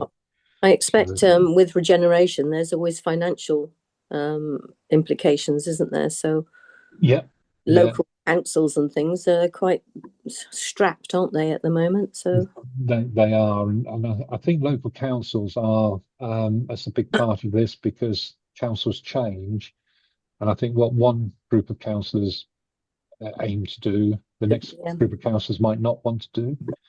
So that land there, and of course land itself does go up in value, and I suppose that might be the other thing, that somebody's sitting on that land thinking they're regenerating the docks, they're building a hotel. My Jessica now works on the docks. She's training to be an offshore wind turbine engineer based on the docks. So the docks itself is sort of starting to build again. So that land, I guess, and I've only just thought about this talking to you, but the land is going up in value.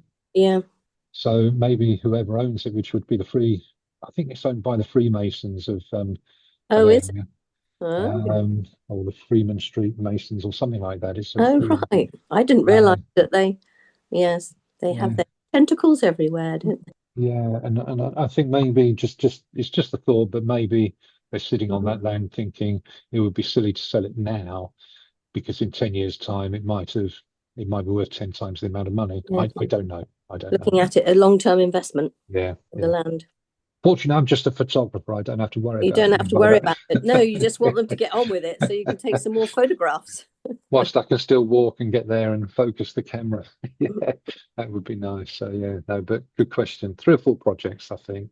And not all projects pan out. You know, some just sort of happen, and they don't happen as you really expected them to.